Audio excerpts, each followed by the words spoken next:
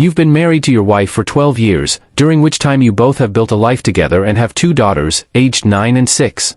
Your relationship began when you asked her out after learning she was single, and it blossomed into a marriage that, for the most part, felt stable and loving.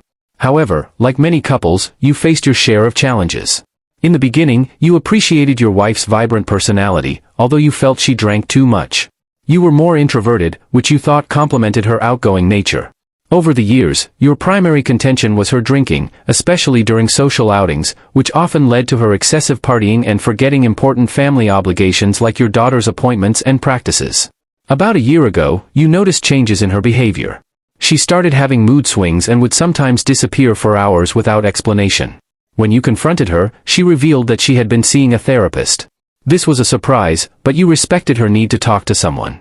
However, things took a darker turn when she confided in you that she had been battling bulimia since she was 16.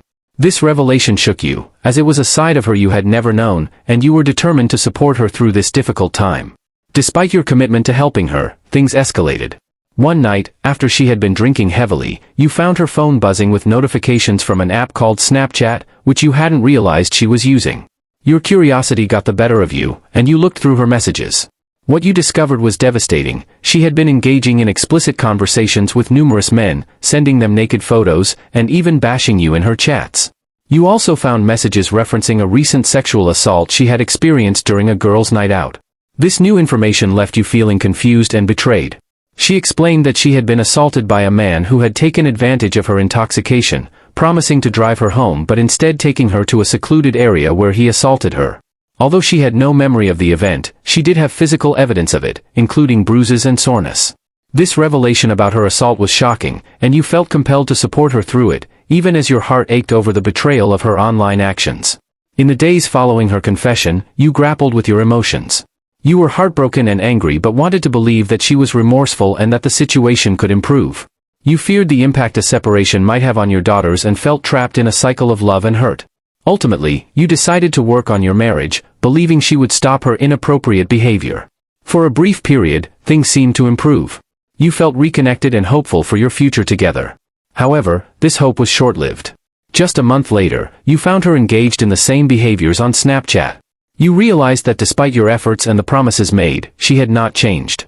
You felt betrayed all over again, this time with a heightened sense of urgency to protect yourself and your daughters. One night, after another incident where she was too drunk to care for herself or your children, you reached a breaking point. You felt you could no longer tolerate the emotional turmoil her actions caused. In an attempt to document the situation for potential custody battles, you took photos of her passed out on the balcony, believing you needed evidence to support your claims in case you needed to fight for custody of your daughters. When she woke up the next morning, she was frantic and banging on the door, disturbing the neighbors and waking your children. You knew you had to take a stand, so you confronted her about her infidelity and announced that you would be filing for separation. You felt that enough was enough. The repeated betrayals and her ongoing struggles with alcohol made it impossible for you to continue in the marriage. As you faced this painful crossroads, you were deeply concerned about the well-being of your daughters and what this separation might mean for their future. You wanted to be there for them but felt that staying in the marriage was no longer a viable option. The first time I confronted her about her behavior, she broke down in tears, promising it wouldn't happen again. I agreed with her, but only because I felt it was essential to protect my children and myself from the ongoing neglect. I have gathered evidence proving she has been sending nude photos to strangers on social media and even meeting with them. The next day, I consulted a lawyer, armed with years' worth of evidence demonstrating her alcoholism and the negative impact it has on our children. She often misses appointments and fails to pick them up from school or extracurricular activities because she's either drunk or out with strangers. I felt it was necessary to pursue legal and physical custody of my kids. I notified her parents about her behavior. Her mother lives on the outskirts of town. This was significant because her own parents separated due to her father's alcoholism, which seems to have contributed to her struggles. While she occasionally appears to be a good mom and wife when sober, I suspect it's an act. She has carried on affairs with random men even when not intoxicated, and her sending nude photos demonstrates she is fully aware of her actions.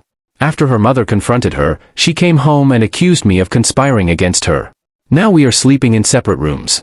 She claims she plans to enroll in Alcoholics Anonymous, AA, and is currently seeing a therapist. She insists that I need to be patient with her as she navigates her issues, reminding me that she is bisexual and that I shouldn't abandon her now when she needs support the most. While I acknowledge she needs help, I emphasize that she is not a good influence on our daughters. I reminded her of her father's struggles and how our children observe her behavior.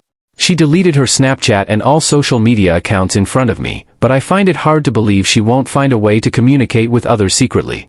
I cannot be the only responsible adult. It's exhausting trying to monitor her actions while raising my kids. A week later, I followed through with filing for divorce and served her the papers at home. She refused to sign them and threatened to fight me in court, claiming I was abusive to her and the children. She said if I didn't give her another chance, she would make the divorce process difficult. I recognized her manipulative tactics and remained resolute. I am not just fighting for my freedom, I am fighting for the well-being of my kids.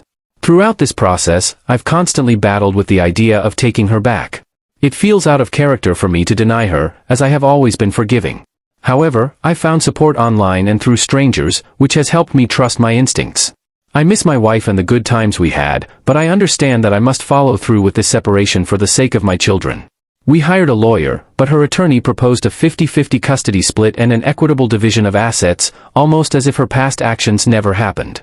I declined the offer, understanding that her behavior stems from deeper mental health issues, which could lead to her repeating those harmful patterns. The thought of leaving her alone, drunk with our daughters, terrifies me. I cannot risk exposing them to the potentially dangerous men she might associate with. I have documented instances of her neglect, including missed appointments and statements from teachers and coaches, and I've gathered evidence of her mental health struggles, such as her past incidents of putting herself in risky situations and her alcoholism. In court, she claimed I was abusive, stating that my evidence against her was fabricated, but she had no proof to back her claims. I initially hoped that being firm would motivate her to seek the help she needs. The judge ultimately granted me primary custody, allowing her only supervised visitation. A condition of her custody arrangement is that she must attend AA meetings and provide regular updates on her progress. Thankfully, the judge saw through her lies and recognized the danger her behavior posed to our daughters, especially given the risk of predatory men targeting vulnerable single mothers. I do not blame her for any alleged assault, but I believe that her actions, especially when intoxicated, put her in harm's way. If she allows herself to engage in such behavior in public, what would happen during unsupervised visits with our children? Her choices have backfired on her, leading to an outcome in my favor. Fortunately, her mother has also stepped in to help with babysitting, as I lack nearby family support.